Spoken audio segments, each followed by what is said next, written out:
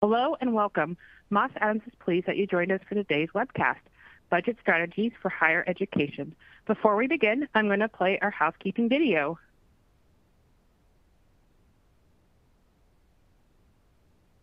Welcome, and thanks for joining. We're pleased to present our continuing professional education webcast series. Before we begin, please keep the following in mind. You can customize how you view our presentation and interact with the presenter. For better viewing, close all other applications and turn up your speaker volume. You can adjust window size and placement or enter full screen mode using the controls at the top right of the window or dragging the bottom right-hand corner to resize. At the bottom of your screen, you'll see a series of icons that relate to a different aspect of our session. You can download a PDF of today's slides from the Slide Deck and Handouts widget. You can ask questions by typing in the Q&A window and clicking Submit. We'll do our best to answer all questions or follow up via email. If you experience technical difficulty, refresh your browser by hitting the F5 key. Today's session offers 1 CPE credit. To receive credit, you must meet the National Association of State Boards of Accountancy requirements.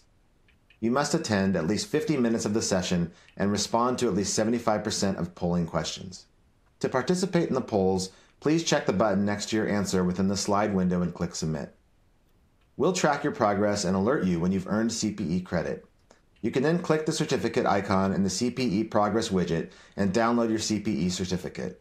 Don't worry if you can't download your CPE certificate today. We'll email you a copy in 2 weeks. If attending this webcast in a group, you must complete our group CPE attendance sheet, available in our Slide Deck and Handouts widget to receive credit. Please have all group members sign it and send only 1 sheet per group. CPE credit can only be awarded to participants registered as themselves and isn't available for participants who view the on-demand version. This presentation is not legal, investment, or accounting advice. We encourage you to seek the counsel of a professional service provider to apply this content to your specific circumstances. And now I will turn it over to the presenters to get us started. Hello, welcome. We're going to go through our agenda and then we'll introduce the different team members who will be speaking today. So our agenda, we're going to talk about budget challenges in the higher education environment. We will walk through at a pretty high level, incremental budgeting, performance-based budgeting, activity-based budgeting, incentive-based budgeting, and then we'll also talk about automation in the budgeting process. So with us today, I am Scott Simpson. I'm a partner with the firm. I focus on external audits of higher education institutions as well as consulting services for institutions of higher education. And I will pass it over to Loren. Yeah, thank you, Scott, and thank you everybody for joining today as we talk about budgeting, forecasting in the higher ed space. I am a managing director in our enterprise systems practice and have done lots of work in data and analytics, and budgeting is one of my passions. So really looking forward to talking with you today, and I'll pass it over to Tammy. Great. Thanks so much. Everyone, my name is Tammy Lohr. I'm a senior manager in our business consulting services group here at Moss Adams. I lead a lot of our higher education consulting projects. So I've worked with several institutions on helping to revise their budgeting practices, to help them right-size resource allocations, encourage accountability for individual units, increase transparency, and of course, be more strategic in how you're using your limited resources to support your mission. We're really excited to be here with you today and share what we've seen and been learning across a variety of different budget models and best practices. And last but not least, I'll pass it over to Brian to introduce himself. Hi, everyone. My name is Brian Favorat. I'm a senior manager in our strategy technology operations group here at Moss Adams. Over the past decade or so, I've worked in a financial advisory capacity to help clients better develop their management insights, processes, and capabilities. I currently work specifically now to help advise, design, and implement tools that provide value to the business process. I have my MBA with concentration in financial planning. So if my alma mater is on this call, I hope to have a good showing. It's great to have everyone today, and I'm excited to have the opportunity to present to you all. Back to you, Scott. Great. So budgeting in higher education. We first look at what are the current budget challenges that everyone is facing. And while each institution might be slightly unique, here's what we are seeing really across the country. State allocations are decreasing or unstable for state public institutions. Endowments for private institutions, they go up, they go down as far as the endowment payout contributions. Over the past few years, there have been increases and decreases. Hard to predict. It would be probably the key word there. And we're seeing a lot of institutions experiencing enrollment trends that are decreasing, and how to stabilize those, how to really reverse that trend. As far as budget allocations, decisions are, how much do you budget allocate to instructional programs, to student support, to administration and operations. It's really challenging to figure out the exact right allocation for the budgets. And so we're going to walk through, as I said earlier today, 4 different kind of primary popular models. And we'll get to those and dive into those in just a moment. But I think we're going to start first with our first polling question. Loren? Great. Thanks, Scott. Polling question number 1. Which situation best describes your institution's current revenue forecast? And the polling questions are located right on the slide we're presenting. If you can't see it, you can hit F5 to refresh your console. To respond, please click the button next to the answer you choose and hit submit. So we'll give you all a few seconds here. Submit your answers. Excellent. Also, if you have the option to submit, you do have the option to submit questions for the presenters in the Q&A window. We do have quite a bit of content to cover today, so if we don't have time to respond during the webcast, we will do our best to follow up with you afterwards. All right, and looks like here are the results. So we're kind of all over the place here.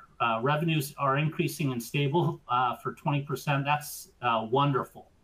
Or just revenues are stable. But there's a good third that revenues are decreasing.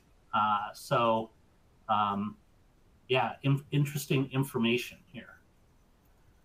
So the 4 models that I said that we're going to cover today are incremental, performance-based, activity-based, and incentive-based. And what I'll say is, historically, we've seen many institutions use the incremental model, which we'll cover. But as of recent, the last few years, we're really seeing a shift to more performance-based, activity-based, and incentive-based budgeting. So there's some interesting models out there. We will talk about them a little bit. And if you're an organization that uses the incremental model, I would really suggest pay attention to the different models we walk through today, because there may be some real strategic applicability for your particular institution on a go-forward basis. And we are going to do another polling question. Get a couple of these out of the way real quick here. Loren? Yeah, great. Thanks, Scott. Polling question number 2, what budget model does your institution currently use? And then as a reminder, the polling questions are located right in the slides we're presenting. And to respond, please click to the button next to the answer you choose and hit submit. If you would like to receive CPE credits for today's webcast, you will need to respond to at least 3 of the 4 polling questions. And answers are coming in. Wonderful. Give everyone a few more seconds. I know. Very engaged audience. Oh, this is great. Just a All few right, more everyone. moments. A few more seconds. Please click your response. All right, and here are the results.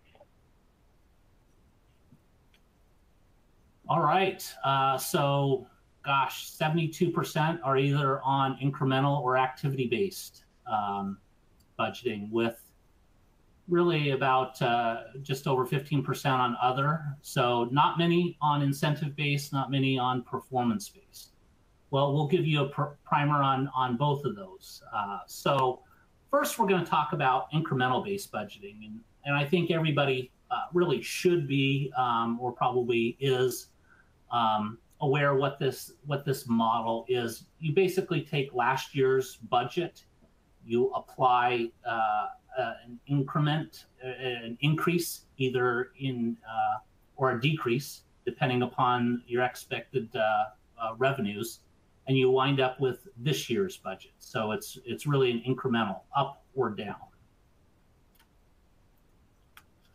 The pros, it's easy to implement. 3% across the board, increase, 3% across the board decrease. It does provide stability, so everybody kind of knows what to expect, and that third bullet point, highly predictable. It really doesn't cause too many disruptions internally over who gets what. It's pretty consistent that way. So those are some of the pros. But the cons are it really has a limited ability to align your resources with your strategic goals. And so as we get into some of the other budget models, you'll really start to see that these other models align some of those resources with your strategic goals or provide a pathway. It lacks incentive for review of costs. Really, if you're getting a 3% increase across the board, there's really no incentive to control your costs. And it doesn't really account for operational changes. So there really are some cons with incremental budgeting. And it really works best when your goals and objectives are stable from one year to the next. There's very conservative, I'll call it, institutional leadership. Let's just stay the course. And you have stable funding sources. But, and this is a pretty big but there, it has limited ability or opportunity for strategic initiatives. Once you get into incremental budgeting, I mean, strategic initiatives you have to carve off, and that can create some disruption if not everybody's on board with what's carved off. And it really can mask poor performing programs. So there are some cons with incremental budgeting. Next, I'm going to turn over to Tammy to talk about performance-based budgeting. Tammy? Great. Okay, so I'm going to talk about performance-based budgeting. So under this model, your institution sets expectations in the form of performance measures or key performance indicators for a specific unit or function, and then makes budgeting decisions based on the extent to which that function was able to achieve their goals. And usually these performance measures are outcome driven rather than just looking at outputs. So for example, a college could receive funding based on its graduation rates or retention rates per student rather than sort of student enrollment per student amount. So what this looks like, so again, performance is defined in highly individualized ways for each unit and how its functions align with your strategic priorities. Resources then flow to units based on these performance metrics. Again, examples are generation of student credit hours, the number of students with declared majors in that unit, maybe it's graduation rates or job placement rates, or really whatever performance measures were established for that unit. And really the most effective performance budgets show how you're funding your day-to-day activities and how those are expected to generate outputs and how your outputs are creating the outcomes that you really want to achieve based on your goals. So in this model, you're really closely tying your resources to your results, but in a very high stakes way. I will say that this model was really growing in popularity during the 1990s, especially for public universities. The public universities that are on the line might be having a little PTSD seeing this show up because of the way in which that was implemented, but there are some positives to implementing a form of performance-based budgeting to really tie that resources to results in a different way than maybe what the states had really adopted back in the 90s. In fact, there was a study done, I think by Columbia University, that found that there were really modest impacts on outcomes in the way that those states had been actually rolling out performance-based budgeting. So some of the pros and cons. So the good thing is that we have a lot of emphasis on measuring our outcomes and performance. So that means that we're able to really clarify and talk about how we have return on investment for students and stakeholders. This does foster competition between academic programs to perform. You will see competition both on the pros and the cons list for this budget model, because you can have healthy competition, healthy ways to be able to learn and grow from one another to be able to be really high performers. But you can also see competition potentially be negative for your institution's culture. And again, we have a very explicit alignment between our resources and results. And of course, with the way that this is inherently set up, it does incentivize programs to be able to perform.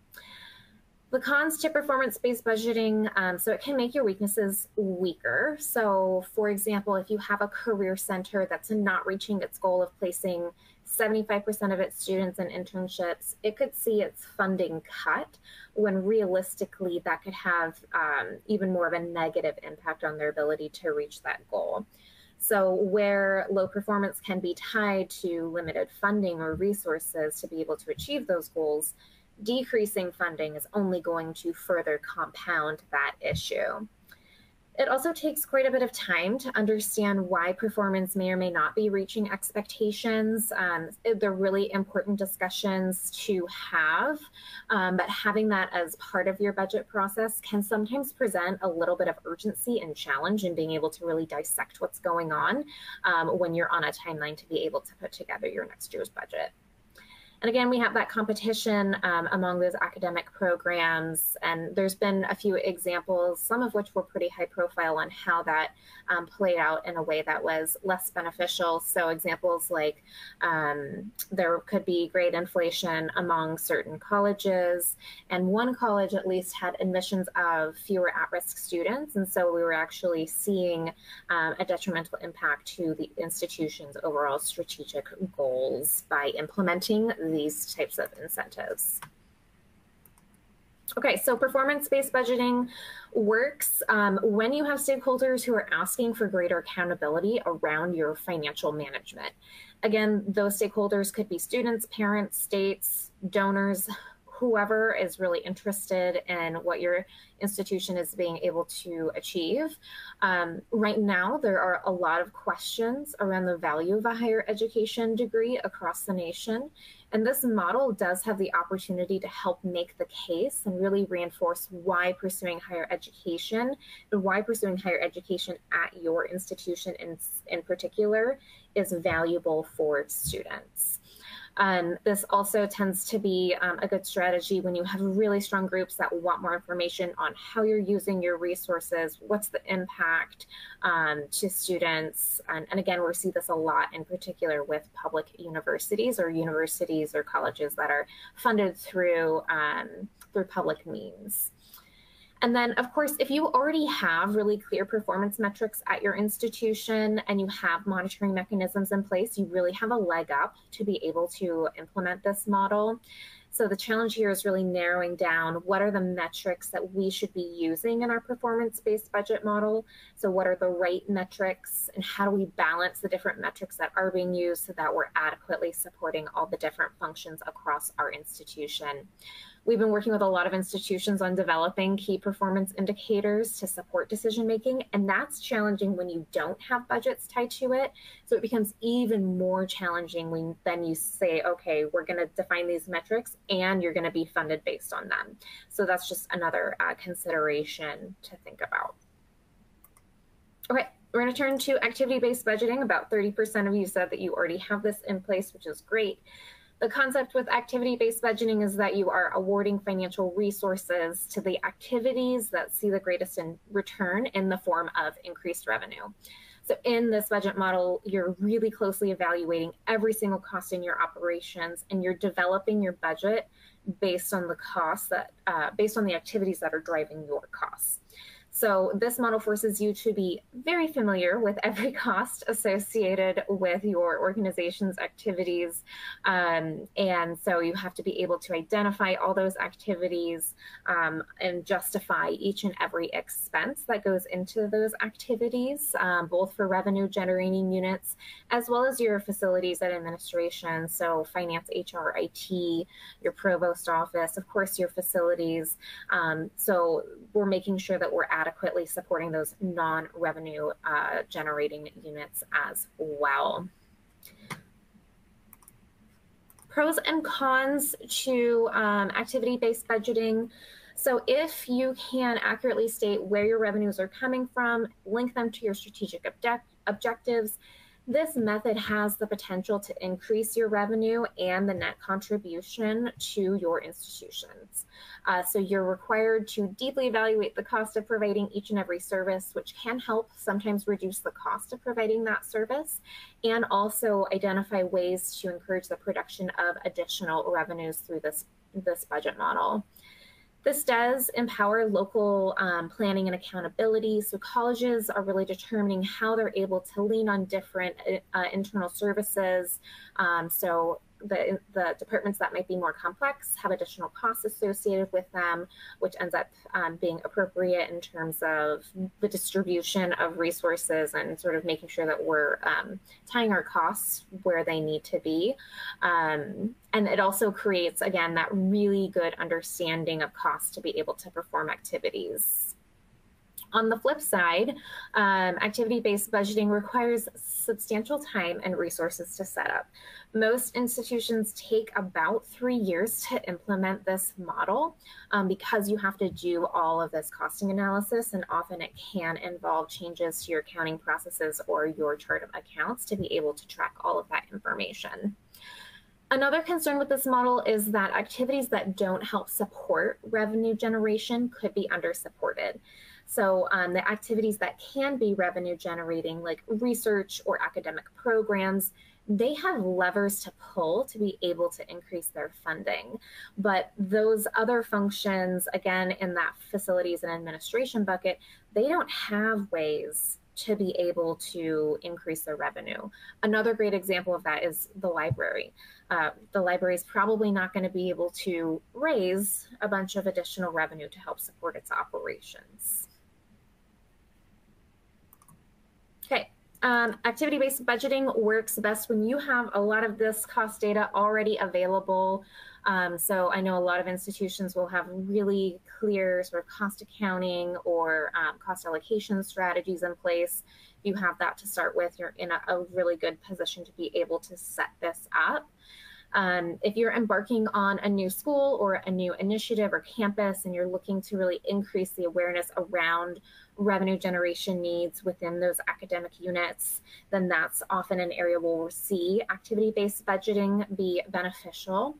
And again, you're going to want to make sure that you have really strong budget and fiscal expertise within each unit and within your institution as a whole to be able to implement this. And I'm going to pass it to Scott to talk about our last model, incentive-based budgeting. All right, so incentive-based budgeting.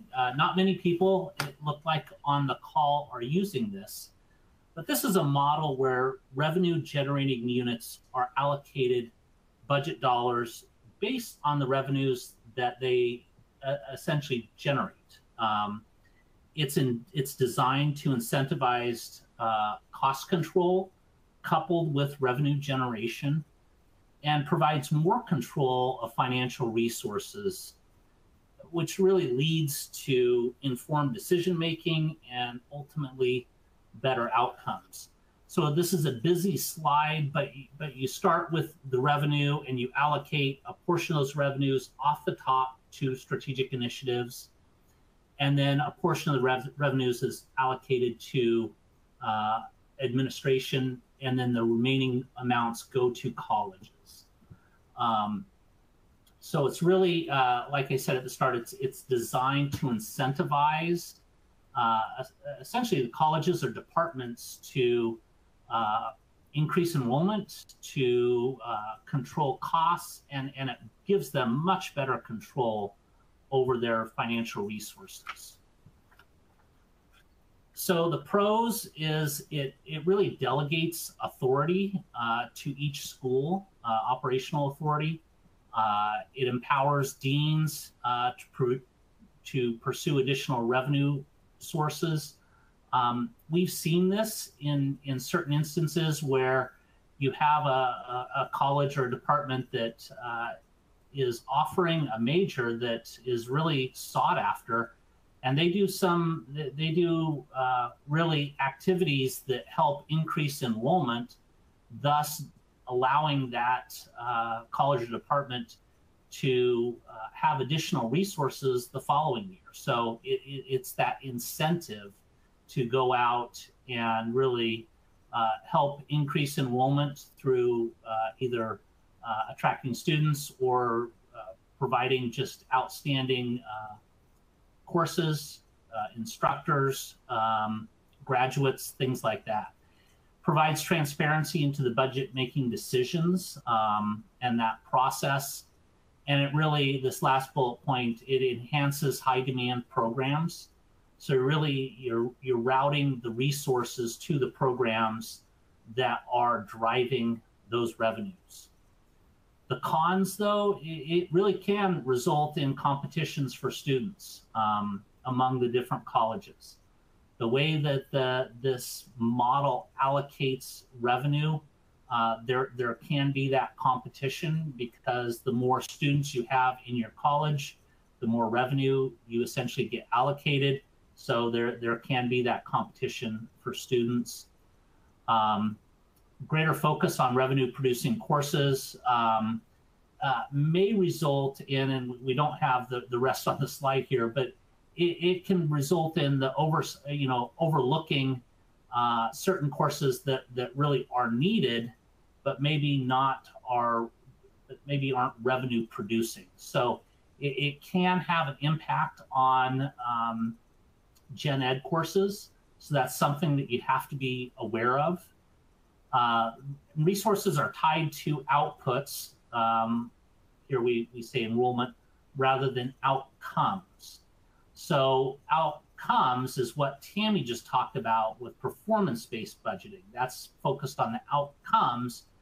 Incentive-based budgeting is focused more on outputs. So it's a distinction, but it's an important distinction on that. Really, this works best when an institution has clearly defined strategies and goals.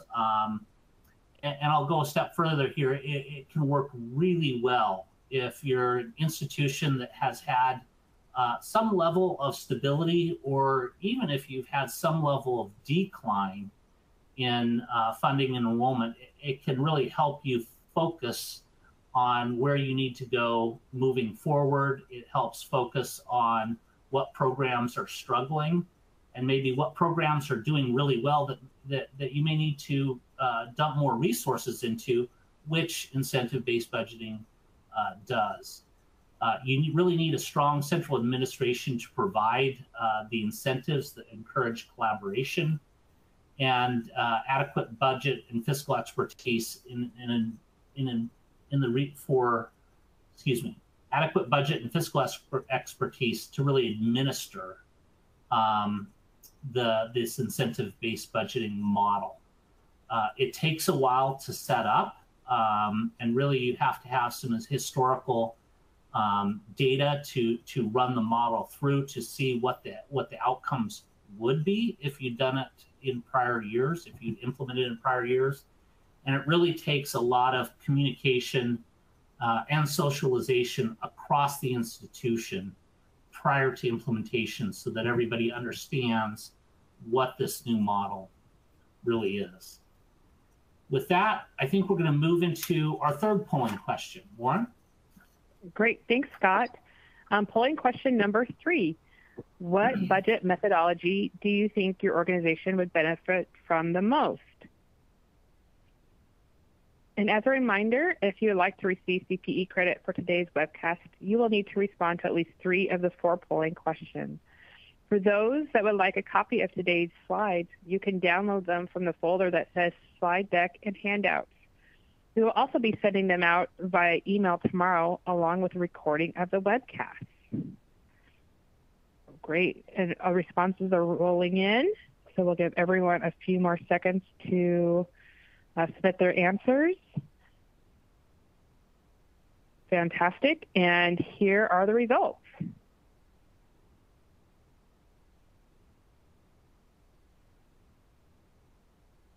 That is fascinating. Thank you, everyone. Very cool. A lot of interest in performance-based and activity-based. Okay, great. Well, we're going to talk a little bit about what type of budget methodology is right for you. And like true consultants, we're going to say it depends, but it really does. And there are a lot of factors that go into the discussion around what is the best budgeting mechanism for your institution. So some of the factors that we always want to think about are your mission, your vision, and your values, your institution's size and complexity, as well as its history. So some of you may have been really excited about performance-based budgeting, but if you've had a history of initiatives to get performance measures in place, sort of start and stop, and be maybe a little bit contentious, then maybe that's not the right place for you to start in terms of evaluating your budget strategy. We also see a lot of variation in terms of the level of decentralization that each institution likes to have. There are models that lend themselves to more centralized financial planning, budget development, budget monitoring, whereas other institutions really want the dean of a college to have the most control over their budget and spending within their college. That varies a lot, and again, it can have a lot of implications on what is sort of the right model for your institution or a mix of models. So oftentimes we'll see and work with institutions to be able to draw from different models to create a model that really works for their individual organization. We also want to think about your primary revenue sources and the stability of those sources. So if you've got pretty steady revenue, it sounded like a lot of you did, and you're using incremental budgeting practices, then maybe that's working for you. And maybe you just want to start having more robust discussions about costs with your different department leaders to be able to make sure that people are using their available resources in the best way possible. And then finally, of course, these discussions are about really rooted in what your budget principles are, what your leadership's philosophy really is, and thinking through what your leadership and your board expects from you as an institution. Maybe we don't want to do a complete overhaul. Maybe we want to make smaller tweaks over time to our processes. Okay, so I'm going to go through some budgeting best practices really quickly because I have a feeling that I'm probably preaching to the choir with our audience today. So in general, we want to make sure that we're aligning our resources with our priorities, make sure that we have really strong financial stakeholder engagement during this process. We want to be able to really use our shared governance model during the budget development process to help inform these efforts. Scott had talked about socializing the incentive-based budget model. Realistically, we have to socialize any of the budget models that you're going to have in place, and making sure that we have meaningful engagement. So we've got some suggestions around what is meaningful engagement versus performative engagement. We also want to make sure we're doing trend analysis and budget versus actual monitoring. Look at where our budget and our actual spend are or are not lining up and try to unpack that where you're able to. And last but not least, we want to make sure that we're able to connect our budgets to performance through some type of performance monitoring practice. Doesn't mean you need performance-based budgeting, but it does mean that we need to use data to be able to drive our budgeting decisions wherever it's available to help inform the strategic choices that we're able to make about the resources available to us. And just a little bit more on the link between budgeting and performance. So again, even if you're not thinking about performance-based budgeting, we need to have a connection between our resources and our performance. So we want to be able to develop performance measures, link those to our budget allocations, make sure that the measures are really clear and time-bound, and that they're also reflecting what you're trying to achieve within your strategic plan. We should be looking at how we're allocating resources based on needs and performance. So creating incentive structures to reward strong performance, bolster that performance, help it be successful. If we're looking to grow or expand, we need the funds available to be able to do that work as well. So again, linking the resources with what each group is actually trying to achieve. Then finally, making sure that you're monitoring and reporting on performance and spend. So doing things like looking at your budget to actuals, looking at performance measure achievement, and being able to take all of that information together. And using that information, you can really dig down into those budget adjustments as needed to help support performance. And this is the perfect time to turn it over to Loren and Brian to actually talk about automation opportunities, since this can be really daunting and there are some ways to make it really efficient. And so I'm going to turn it over to them. Thank you, Tammy. And yes, so these models that you and Scott have presented are all very interesting, and in their the right application where it matches up with the culture and the strategic initiatives of the institution, they're very effective. But as you mentioned, behind all of that, of course, is lots and lots of data. And so we like to think about that in terms of these two triangles side by side here. And the way we will often see this is as you're putting together those budgets and working across the different departments, there are a lot of spreadsheets involved. And it tends to look like what we call the current state here, the triangle on the left, where there's just a lot of information or a lot of time and effort put into just gathering the data, pulling it together into reports and the consolidation of the results so that you can then look at that and have each department be able to look at their results in a consistent way. And what tends to happen there is, a huge amount of the time, we're representing it here is, it's up to 80% of the time is taken up in just getting the data out there. And then there's this bit of time that you have to actually make decisions on it. And a couple of things are happening in there. One of which is as you're putting that data together, it's a bit error prone during 80% of the time. And so when you're making decisions on that, a little press for time on that, you can have errors kind of baked into the data itself. So what we're really suggesting here is in automation, it does two things. One, just makes it faster, and it turns that triangle upside down, but it also makes that more accurate. Now, necessarily, when you do have that information coming to the organization, in a more speedy fashion, then you have more time to work with that analysis and do analysis on that. Having that analysis done in an automated way or within a system also gives you a consistent way to have conversations. So not only does it get the information there faster, more accurately, it gives you that ability to have a match in what works with the culture of your organization and to have that common place of looking at the information. And so when you're talking about this automation, part of what was highlighted in the different models is there's, of course, the plan and the forecast and the budget that's put out there, but then what really makes this all meaningful is then as the year progresses and you look and see, okay, here's how the actuals turned out, and then here's what the budget was kind of expecting as a guideline. And if you're in spreadsheets or a more kind of arduous way of putting this together, it takes some time to do this. So you get to the end of the period, and what happens is you consolidate all the information together, you put it up against what the budget is, and then you divide that all out departmentally, and then you publish it out. Well, if you're really on your game, you can get that done in a week, week and a half, maybe by the second week. You have now the different departments seeing what's going on. And the issue with that is that period's already done, and then you're already significantly into the next one, so you can't really change that.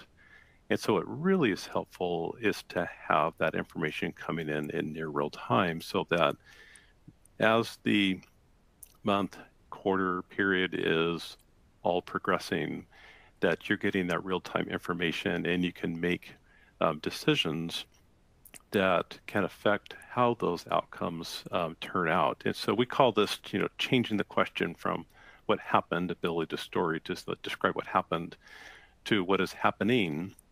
And that is really where the business value is in automating this, is, not just making it faster and more accurate, but then that change of a question drives a completely different level of engagement with those in their area of responsibility.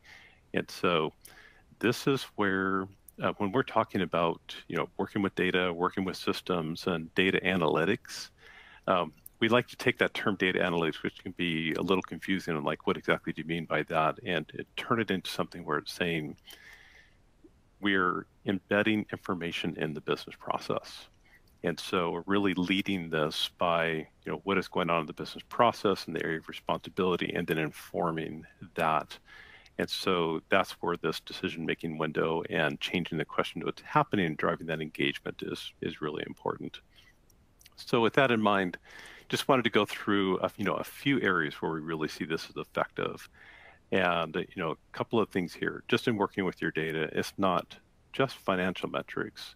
It's very important to also have business metrics and volume metrics, so that you're working with some ratios, cost per student, revenue per student, cost of services, and have those kind of metrics, but have them on an ongoing basis, period to period basis, so you're able to look at those ratios with trends and then make some decisions about where you want those ratios to go and what that means for the overall institution. Taking that kind of to the next level here, to saying if you have an automated way of going about that, then you'll end up with a way of having structured reports, or a consistent way of reporting, so that across different parts of the organization, you can really have comparative and insightful conversations about what the results mean, and then pull the organizations together as a whole about how they are working kind of interdependently, and what the results of one area means to another area, and have some very rich conversations around that. And enrollment is kind of a really classic example of that. And so as you're probably already doing, deciding with your enrollment, it's like, what do you want that graduation outcome to be, and then backing into it. And with automation, it just simplifies that whole process, to drive to what should that enrollment be given the different metrics of retention year over year. And to have that enrollment number, you can then tie it to revenue, but you can also tie that to a lot of other things when it's in an automated fashion. So you can look at all the various resources that are required for the different levels of enrollment, both in terms of people and facilities and processes. It's a way that you can make very rich models and do that in an automated way, as well as having in a centralized planning platform, everybody working together. And then that, of course, would work across all the different student services. So just another word here about this embedded planning. And so what we see is this metric on the bottom right corner there, which so often there is, this is a metric we see over and over again through studies, is that, by the time you get 4 to 6 months into a budget or forecast process, 64% of the time they are obsolete. And it's, it's kind of a harsh term, but it's true. The mark is kind of so far off of where you're at that it's no longer a guide. And so it's really helpful to have, a variety of different versions where to say, here's what our budget was, here's how the actuals are turning out.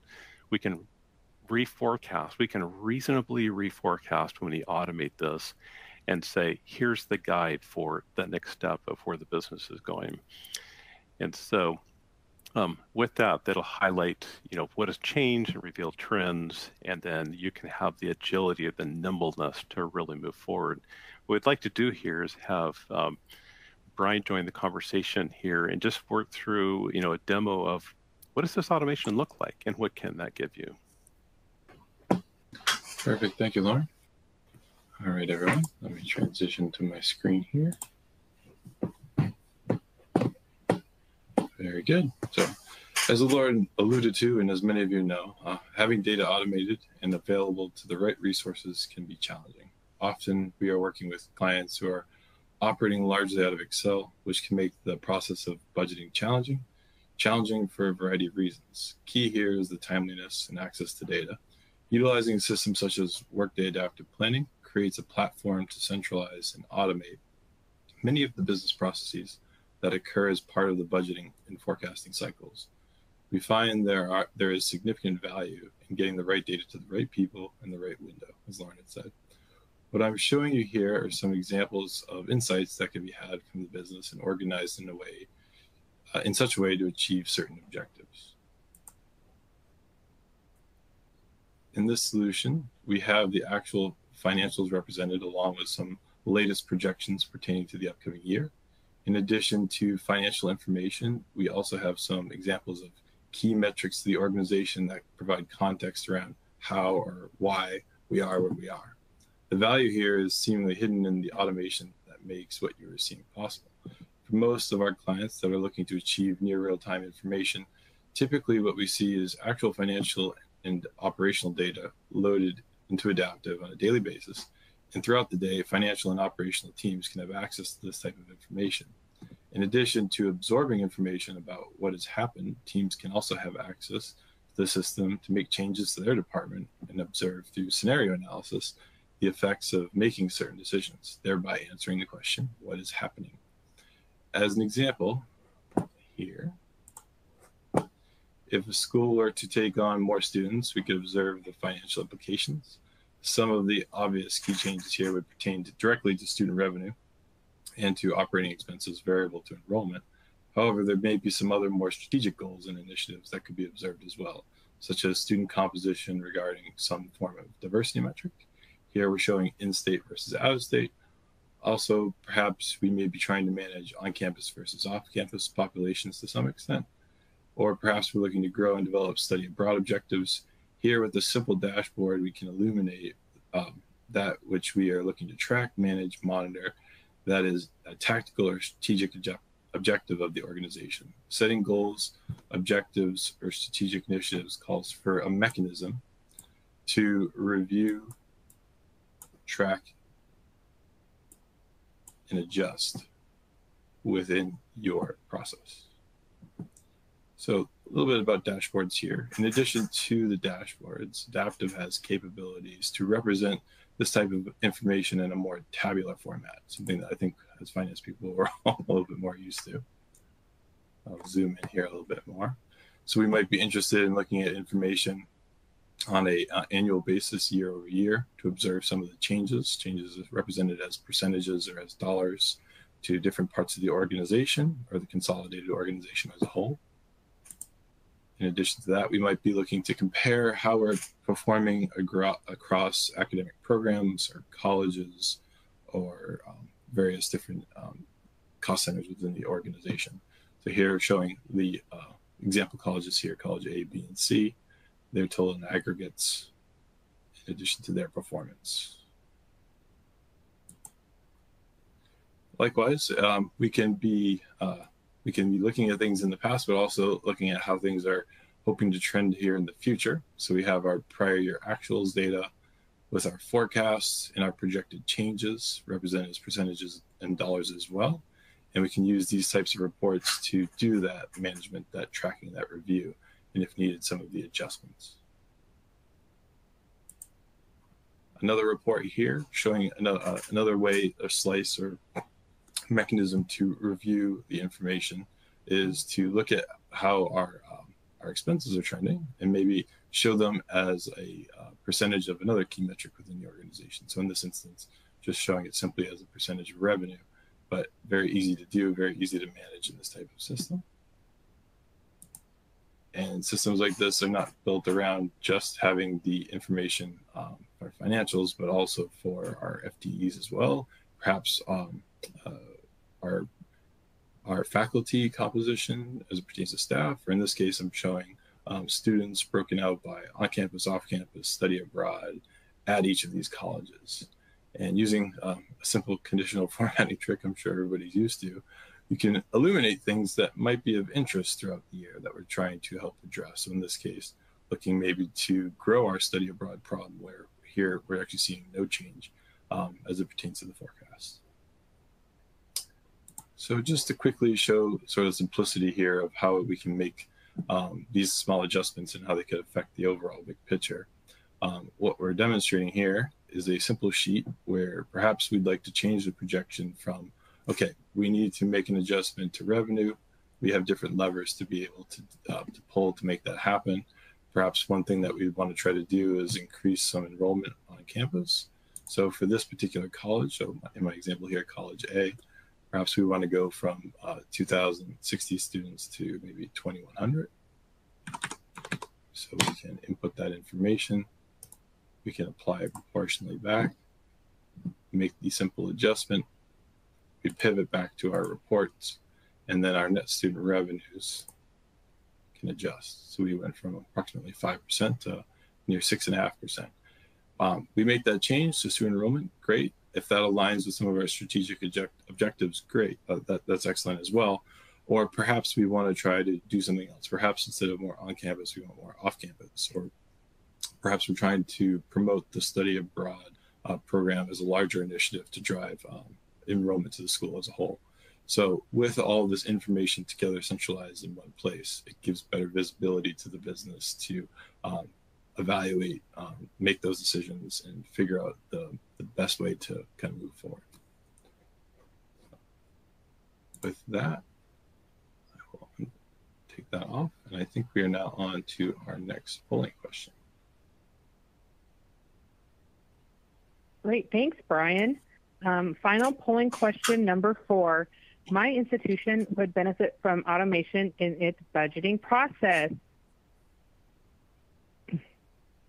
And once you've completed all CPE requirements, you'll be able to download a PDF of your certificate from the CPE progress window.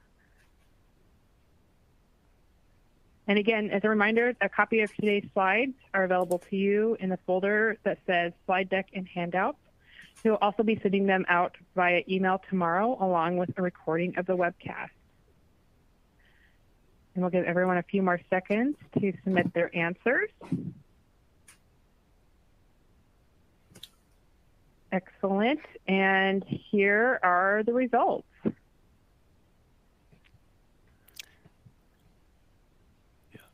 So this is interesting, where we are seeing a growth towards the automated budgeting processes, but we also have seen some consistent numbers in the I don't know category, and it is partly around just an understanding of what is out there. We are all very used to Excel and how that fits into the process, but then kind of understanding how automation fits in is kind of an interesting path to go down.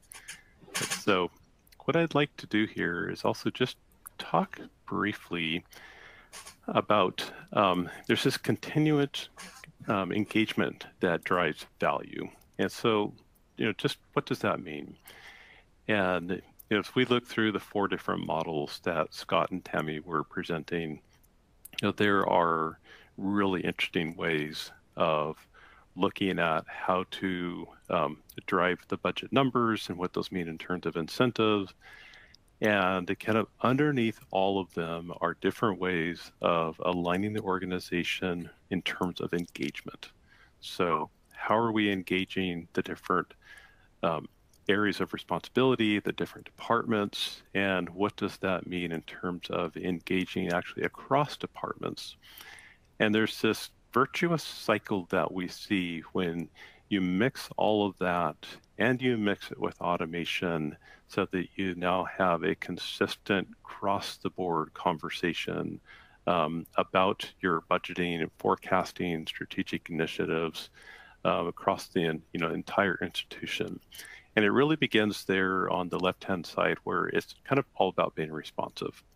So is your information getting out to all parts of the organization in a way that people can engage with that and have that have them be able to be really responsive to what that data is saying without having to put a lot of effort into that. So when there's kind of a manual process around it and there's a lot of effort that goes into it, by the time you get to the end, you're just kind of like, a little bit numb from, looking and dealing with all the details of the numbers. But if that's presented to you in a way where it drives insights, you can then respond to that and respond to it in a way where you actually will reach out to others around you that interact with your department area of responsibility and drive that together.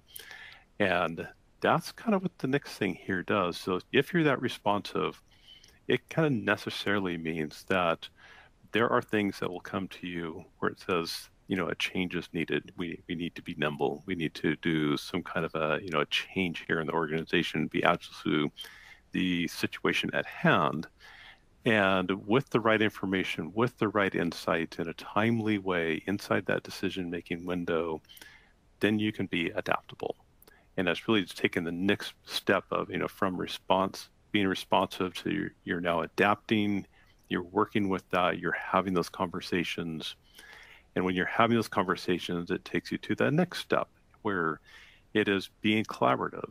So with a consistent way of looking at the information, with a consistent communication of what the strategic initiatives are, you can then have, and you have the information at your fingertips in an automated way, you can then have those conversations. And with those conversations, it really is, they become very rich. And you then, as you're making decisions together, you're more empowered, and that gets you to the next step. So as you're empowered to then kind of stay in a line with, what are the strategic goals? How are we doing on our metrics? How are we doing these changes? How are we being nimble around that and making decisions? With that empowerment, you're then moving into also you're in control. So you're driving your own destiny. You can really enact and be engaged with the things that are important to you and aligned with the overall organization. So taking one of the 4 models that's really a fit for your culture, your institution, automating that so it's something that truly is aligned with culture and driving collaboration, that goes a long way through this virtuous cycle of helping everybody to be in control. So I want to thank everybody for joining. Hopefully that was informative, and we would certainly welcome a conversation. Great. Thanks, Loren. Thank you, Scott, Tammy, Loren, and Brian for a great presentation today. To our audience, if you have any further questions or comments, please reach out to us and we'll be happy to continue the conversation. You could drop a note in the Q&A window or reach out to the presenters directly. Their contact information is in your console as well as in the slide deck, which you can download now from the handouts window. If you met all CPE requirements, your certificate is available to download now in the CPE progress window. A copy will be emailed within 2 weeks if you have difficulty downloading it now. Right. And finally, here is a link to a survey for today's presentation. Your feedback is appreciated. Thank you again for joining us, and take care, everyone.